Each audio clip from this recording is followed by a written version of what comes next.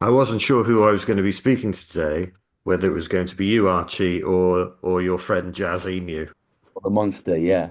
Interesting that you call him the monster. He's not monstrous to me, obviously, very lovable. So for anyone who hasn't seen any of the phenomenal monster that is Jazz Emu, who is Jazz Emu? Jazzy Mew is a comedy character that I've created who is a sort of deluded, narcissistic musician with sort of delusions of grandeur.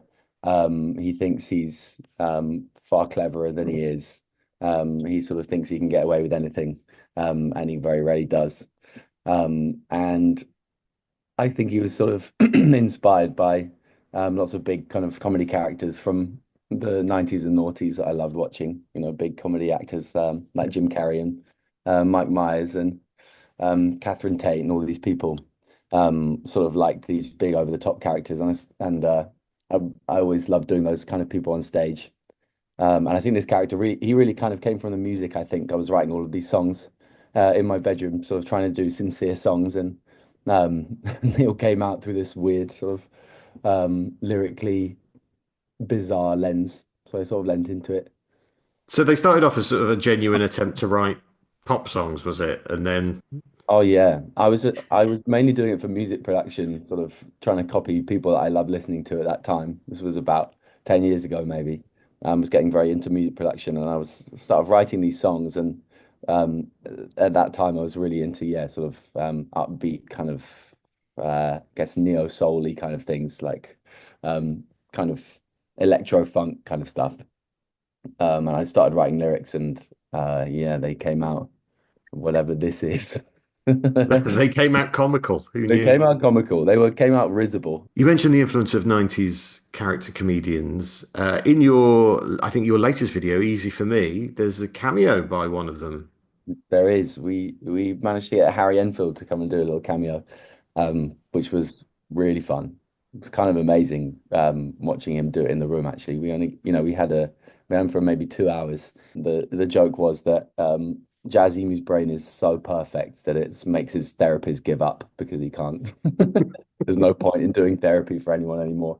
And he was just so funny. We just sort of we filmed a little bit so we needed, and then we got him sort of improvising in the background, and he was, banging his head against the mirror and stuff. It was like really odd doing it in dead silence in the room. Obviously, in the music video, it's very loud, but just hearing Harry Enfield crack his skull against a mirror in the like back left of the room was quite an experience. And was he a fan of your stuff or?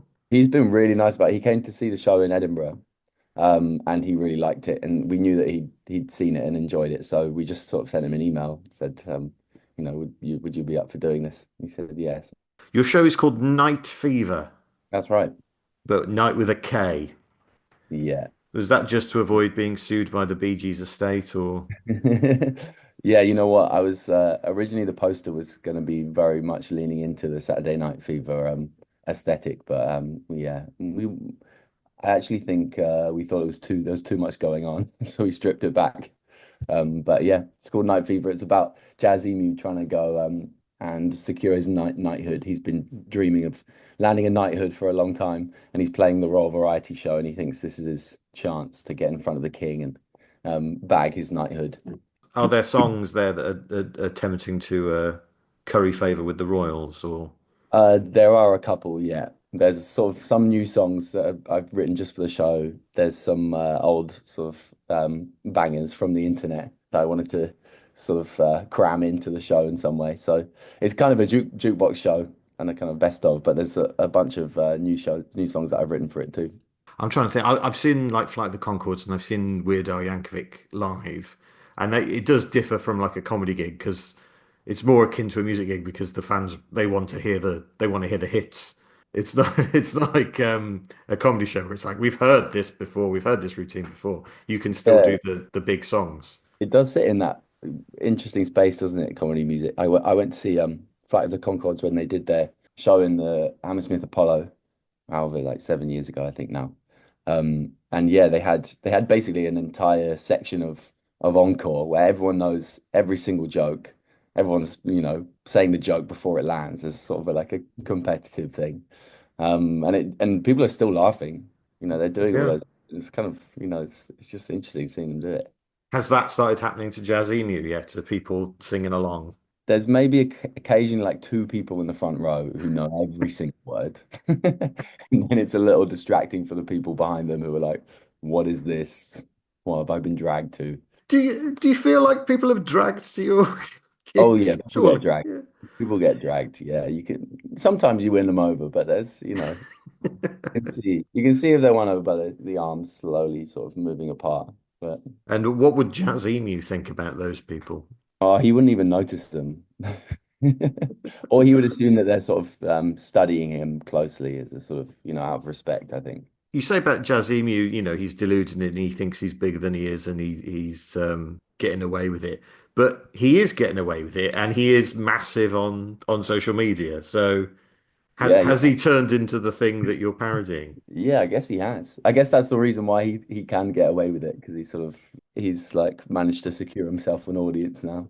I'm saying he, but Yeah. it's not. It is I. Yeah, I don't know what the line is. I've talked to character comedians and I've spoken to some who will talk about their character as if they are a completely different person. And you kind of have to go along with it.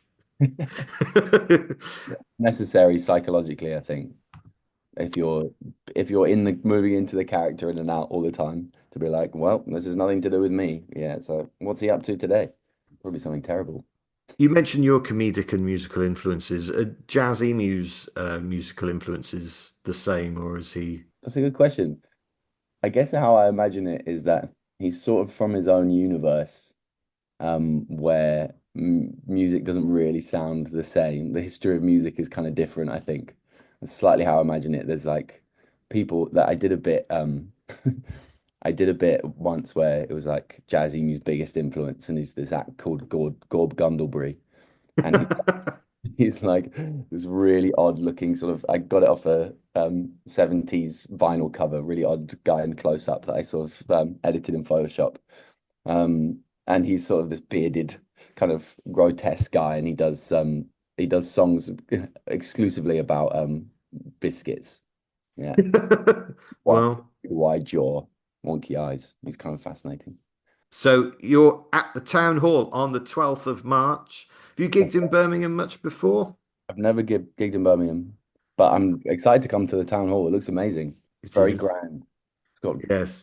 fluted columns and stuff. It's like very Yeah. aspirationally where Jazz Emu would imagine him playing.